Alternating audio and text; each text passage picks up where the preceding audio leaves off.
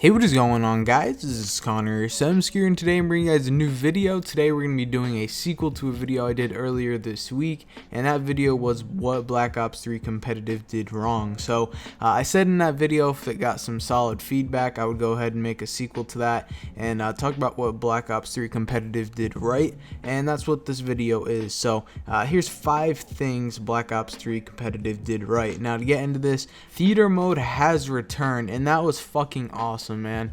Theater mode had so many different uses, whether it was getting like a cool clip that you got to send to fucking Semscure's top 5 plays, going back into theater to get proof, a screenshot, all sorts of stuff. Overall, theater mode was a pretty big success in this game. It was kind of broken, it still is kind of broken, but the principle is that it's there and it still works, usually just to get proof, or whatever you may need it for. It's a good backup just in case your PS4 or Xbox doesn't record the clip that you need to provide the proof. So it's very good to have that in there. Moving on to the second thing, I think Black Ops 3, most people can agree whether you like or hate the game, had pretty fucking good weapon variety and weapon balance. So this game, you could use almost any gun and do well, which I thought was really good. Obviously, I had your standout weapons like the M8 and the VMP for a very long time, and then of course this patch kind of changed everything up. The Vesper completely dominates the game as of right now, and up until I would say that patch, this game had arguably the greatest weapon balance in Call of Duty history. I thought they did a fucking phenomenal job.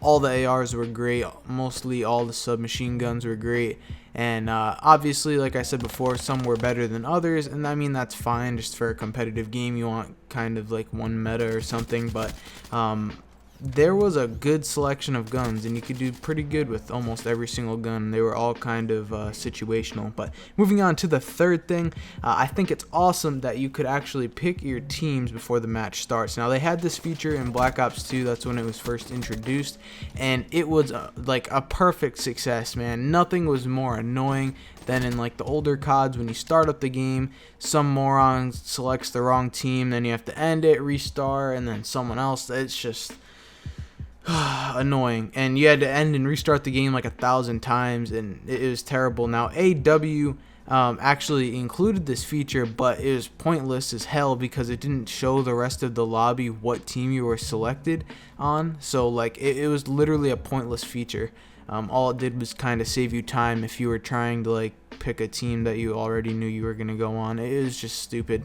So basically it became like a community like rule that if you're host you go top, if you're not on host you go bottom or defense. So anyways, yeah, I think it's awesome that they had this pick before the match starts, so you don't have to pick teams and worry about all of that stupid bullshit. Moving on to the fourth thing, they actually introduced the CWL to be watched inside of the game itself. Now, we've never seen this before. I know Counter-Strike had it, but never in a COD game could you sit there in the actual game and start watching a CWL tournament or anything important. Like, I was sitting here on Black Ops 3, like backed out of a match, click whatever the button it was, square or whatever, pull up the CWL thing, and I can just watch MLG Orlando right there, just fucking on my game. It's pretty cool. I'm happy they introduced that. It kind of promoted esports.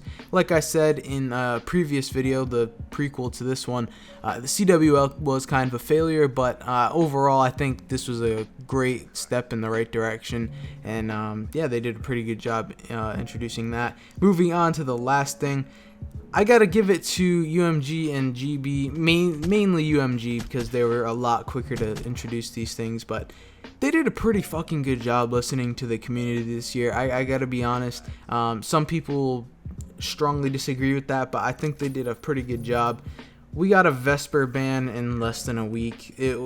Just a couple days it took for them to add the challenge option. It was like 3 or 4 days. Very, very quick for that to be introduced. They had all sorts of things. Anytime we bitched and complained, ultimately it would get fixed, or there'd be at least, at the very minimum, a compromise. So for example, like Hunted and Evac, we all hated Hunted and Evac, so as a compromise they took out Hunted because more people hated Hunted than Evac, and you know what, I'll take that. I like Evac more than Hunted, and thank God Hunted was taken out of the regular GB rotation. So that was gone, and that was awesome, kind of like a mini revolution held by the community to get that map taken out, and they listened to us. It's gone. So that, and then the Vesper, we had the challenge option, no specialist, no overkill. Like, they added all these little challenge options basically to customize how you want to play, and I think that's cool because it gives people the option to do really whatever they want and play how they want to play. So I gotta give a quick shout out to the UMG people. You guys did a pretty good job this year. Sometimes, like, the people that we bitch and complain at don't do anything about it. It took like a month to get the Bison nerfed on Ghosts, and like it took forever to get no overkill matches on AW, and there were so many different things, and it just takes so long to happen. But we got a lot of these fixes done within just a couple days, usually from when the outbreak began. So that's that. I would say overall Black Ops 3 is a pretty successful game as far as, like, you know, the competitive community goes.